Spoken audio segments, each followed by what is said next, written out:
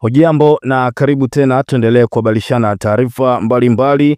Mzozo wa Jamhuri ya Kidemokrasia ya Kongo, ambapo waasi wa M23 wamezidi kusonga mbele baada ya mwezi wa kwanza kufanikiwa kuteka mji wa Goma na mwezi wa pili wakafanikiwa kuteka mji wa Bukavu, na sasa wamezidi kusonga mbele, huku wasiwasi ukiwa ni mkubwa katika Jamhuri ya Kidemokrasia ya Kongo, lakini pia hofu ya vita vya kikanda ikizidi kuongezeka. Huku wakizidi kusonga mbele, wamefanikiwa kuteka mji wa Nyabiondo baada ya mapigano makali kati ya M23 pamoja na vikosi au vikundi ambavyo vinaunga mkono DR Congo. Tunaweza kusema wazalendo. Baada ya mapambano makali wamefanikiwa kuteka tena mji wa Nyabiondo, lakini malengo makubwa tunafahamu ya kwamba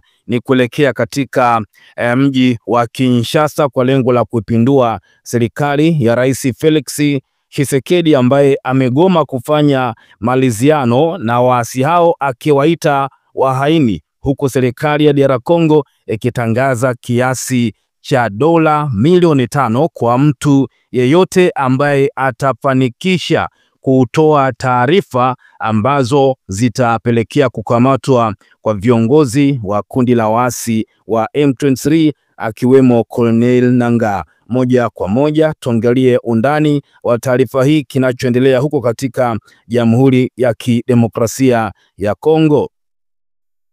Mapigano kati ya waasi wa M23 na wanamgambo wanaunga mkono Kongo wazalendo yalikuwa yakiendelea siku ya Jumapili huko Nyabiondo, yapata kilomita 100, yani maili 62 kaskazini mwa Goma, mashariki mwa Kongo. Wakazi walisema hii ni siku chache baada ya shambulio la karibu kusababisha vifo vya raia, kulingana na Umoja wa Mataifa pamoja na NGOs.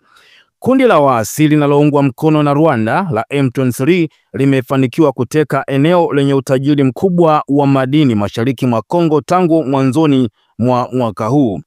M23 wamechukua Nyabiondo, Kipanda Bili, afisa kutoka mamlaka ya utawala wa eneo hilo ambaye alikuwa akitoroka eneo hilo aliambia Reuters.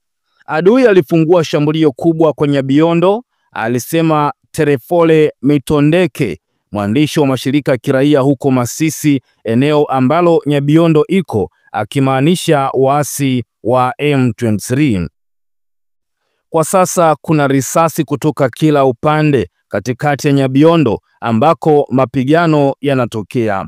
Mapigano hayo yanafuatia mapigano ya wiki iliyopita kati ya M23 na wanamgambo wanaounga mkono serikali ya Kongo katika kijiji cha Tambi, takriban kilomita 18 kaskazini mashariki mwa mji wa Masisi, ambayo yalifikia kilele katika shambulio la usiku wa Machi 5 na kuacha majeruhi wengi wa raia, kulingana na mkuu wa NGO ya eneo hilo. Kumbukumbu ya ndani ya Umoja wa Mataifa iliyoonekana na Reuters siku ya Jumapili ilisema kati ya raia 40 hadi 70 wanaaminika kuuawa katika shambulio hilo. Kando, siku ya Jumapili, msemaji wa muungano wa waasi unaojumuisha M23 alisema kwenye mtandao wa X, zamani Twitter, kwamba moja ya wanamgambo wanaoiunga mkono serikali ambayo inaendesha harakati zake mashariki mwa Kongo ilibadilisha upande na kujiunga na muungano wake. Msemaji wa kundi ambalo wanamgambo wamekuwa sehemu yake alisema katika taarifa kwamba kundi ambalo limesalia linaendelea kuwa watiifu kwa serikali ya Kongo na jeshi lake. Waasi wa M23 wanasema wananuia kutoa mamlaka katika mji mkuu wa Kongo, Kinshasa. Pia wanaishutumu serikali ya Kongo kwa kutoishi kulingana na mikataba ya awali ya amani na kuwajumuisha kikamilifu Watusi wa Kongo katika jeshi na utawala. Kuenea kwa kundi hilo katika maeneo mapya yenye utajiri wa madini mwaka huu pia kunaipa wigo wa kupata mapato zaidi ya madini, wachambuzi wanasema. Mjini Washington, Wizara ya Mambo ya Nje ilisema katika taarifa yake kwa Reuters siku ya Jumapili kwamba Marekani iko tayari kuchunguza ushirikiano muhimu wa madini na Kongo baada ya seneta wa Kongo kuwasiliana na maafisa wa Marekani ili kuandaa makubaliano ya madini kwa ajili ya usalama. Kongo ina utajiri wa cobalt, lithium pamoja na uranium miongoni mwa madini pamoja na mengine muhimu ambayo yanahitajika na Marekani. Wakati hayo yakiendelea katika Jamhuri ya Kidemokrasia ya Kongo, ambapo waasi wamefanikiwa kuteka mji wa Nyabiondo na kuingia katika listi ya miji ambayo kwa sasa inashikiliwa na waasi hao wa M23. Kwingineko katika Jamhuri ya Kidemokrasia ya Kongo, karibu wakimbizi 80,000 wa Kongo wanaishi katika mazingira hatarishi nchini Burundi pamoja na Uganda, ambako wakimbizi wengi kutoka Kongo wamekimbia kutokana na machafuko ambayo yanazidi kuongezeka mashariki mwa Jamhuri ya Kidemokrasia ya Kongo. Kuongezeka kwa ghasia mashariki mwa Jamhuri ya Kidemokrasia ya Kongo kufuatia uvamizi wa Wanyarwanda huko Kivu Kaskazini na Kivu Kusini tayari kumesababisha karibu wa Kongo 80,000 kuhamishwa hadi Burundi na Uganda, alisema waziri wa mambo ya nje, ushirikiano wa kimataifa na Francophonie Serese Kayikwamba Wagner wakati wa mkutano wa 34 wa baraza la mawaziri uliofanyika siku ya Ijumaa. Waziri Serese Kayikwamba, ambaye anaomba uingiliaji kati wa haraka kutoka kwa serikali, anadokeza kwamba wakimbizi hawa wa Kongo waliotambuliwa na balozi zetu mjini Bujumbura na Kampala wanaishi katika mazingira hatarishi.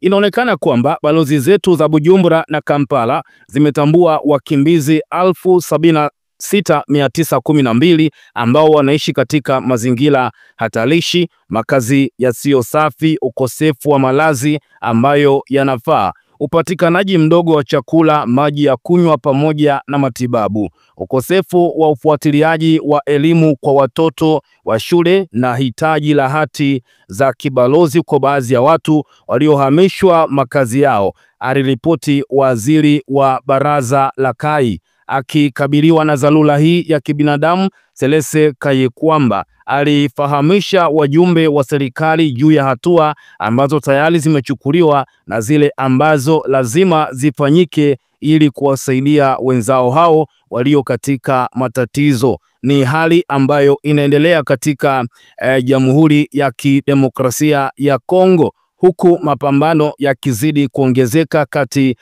ya kundi la waasi wa M23 pamoja na vikosi vya serikali pamoja pia na vikundi ambavyo vinaunga mkono serikali ya DR Congo au unaweza kuwaita wazalendo. Unakumbuka siku za nyuma hapa pia tulikuhabarisha kuhusu wagonjwa zaidi ya 130 ambao walitekwa na waasi wa M23 kutoka hospitali mbili huko Goma, wakihusishwa na jeshi la Kongo au kuwa wanajeshi wa Kongo. Hadi hivi tunavyozungumza bado haijulikani wagonjwa hao wako wapi, wamehifadhiwa sehemu gani, lakini pia hali zao zipoje, kwani wakati wanachukuliwa walikuwa katika mazingira mazuri ya uangalizi wakiendelea kupatiwa matibabu licha ya hali ngumu ya kibinadamu katika Jamhuri ya Kidemokrasia ya Kongo. Unajiuliza kwamba huko ambako wamepelekwa wagonjwa hao, je, watapatiwa huduma sawa kama ambazo walikuwa nazipata katika hospitali ambazo walitolewa? Bado serikali ya Kongo pia haijaja na majibu kwamba wagonjwa hao wamepelekwa sehemu gani, lakini kubwa ni Nyabiondo kuwa chini ya mikono ya waasi wa M23, lakini wakati wa mapigano ambayo yametokea huko na wakafanikiwa kuteka mji wa Nyabiondo, watu kadhaa pia wamepoteza maisha. Tuache maoni yako, lakini kubwa endelea kukaa karibu nasi, na kwa habari nyingi zaidi tutazidi kukuhabarisha hapa uweze kufahamu ni kitu gani ambacho kinaendelea katika Jamhuri ya Kidemokrasia ya Kongo.